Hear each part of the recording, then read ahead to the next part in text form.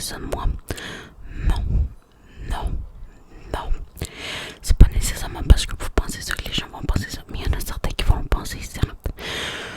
Parce qu'il y a toutes les pensées possibles qui peuvent exister dans le comportement de tous et chacun. Mais en vrai, vous le savez, quelqu'un qui le comprend pas souvent ne le vit peut-être pas ou ne le voit pas de la même manière.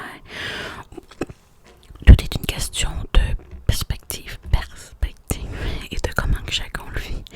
Mais ici, on est calme, on est sans jugement, on est dans un endroit sécuritaire et je veux que tu te détendes, toi, mon cher rêveur, qui a en ce moment peut-être la difficulté à t'endormir, qui a peut-être en ce moment la difficulté à trouver du réconfort dans une situation. Sache que tu n'es pas seul à traverser des épreuves en ce moment. Moi-même, j'en traverse. Tu n'es pas seul. Ne t'inquiète pas. Tu n'es point seul. Pour tous ceux qui aimeraient, vous pouvez compter vos histoires. Si vous avez quelque chose de gros sur le cœur, tout le temps en commentaire, je serai toujours là pour soit vous donner mon avis, soit pour vous soutenir grandement. En ce moment, je vais vous le dire, je sais que cette vidéo est la vidéo de vendredi, mais au moment où je la filme lundi, j'ai deux choses cette semaine qui s'en viennent et qui me stressent. Je vais l'avouer, j'ai une boule dans l'estomac, j'ai les intestins constamment contractés. Je vais avoir ma deuxième dose de vaccin pour le COVID vendredi, et mercredi, j'ai un rendez-vous galant avec un couple d'amis que j'ai et un garçon qui est leur ami. Donc, oui, ça me stresse, j'ai hâte, surtout pour mon rendez-vous amoureux, mais ma date, un rencard. Mais je suis autant stressée pour mon vaccin de COVID puisque j'ai déjà très mal réagi la première fois. Mal de bras, j'ai pas pu rentrer à mon travail. Voilà, donc c'est normal que ça stresse, mais il faut aussi séparer le bon stress du mauvais stress. Parce que je sais que souvent les anxieux ou anxieuses de ce monde, on a tendance à amplifier pour une raison qui est non nécessaire.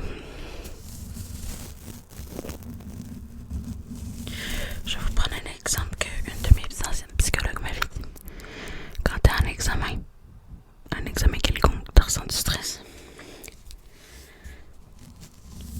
Eh bien, tant que c'est pas la phobie de l'air comme de réussir, que c'est quelque chose de sain, c'est du bon stress. Mais avoir une phobie, une peur qui est des fois disproportionnelle, comme moi, je suis agoraphobe et claustrophobe si je me trompe pas. Pour les noms des phobies, mais en bref, j'ai peur des grands et des petits espaces. Donc, ce qui fait que dans certaines pièces, dans certaines maisons, c'est bien compliqué pour ma part de me sentir correct ou de me sentir chez moi. Et en ce moment, on peut entendre une jolie cigale. Et on va l'accepter. On va la laisser venir avec nous. On va la laisser chanter avec nous. Puisque je peux rien y faire pour ce petit bruit-là, puis elle peut durer des fois vraiment beaucoup de temps. En ce moment, elle a déjà l'air de se calmer. Et aussi, moi-même, je l'ai remarqué, mais on peut détendre les épaules. Moi, je sais que je suis habituée tout le temps de même, mais c'est une position de protection que j'ai envers moi-même, puisque je veux pas être forte. Fait que puis comme je suis déjà carrée, j'aime ça. Ça me donne une certaine assurance, mais uniquement quand j'en ai besoin. Faudrait que j'aille cette position-là, mais pas tout le temps. En ce moment, tu peux m'entendre passer une broche un peu sur le micro. C'est pour que ton cerveau se concentre sur aussi un seul bruit à la fois. Puisque bien sûr, il y a le bruit de ma voix, mais de temps en temps, il peut y avoir le bruit de la petite brosse sur le micro. Donc,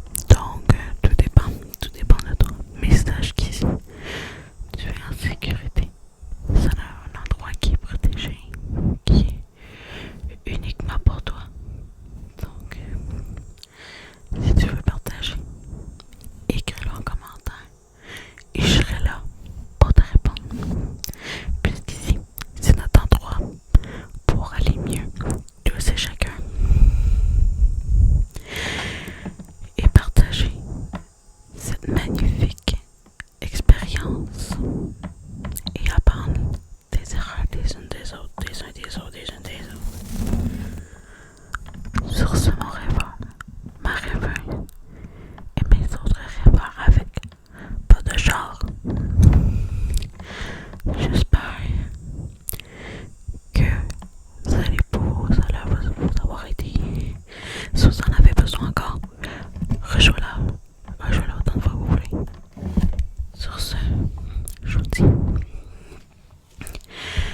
à la semaine prochaine, rêveurs, et je vous aime.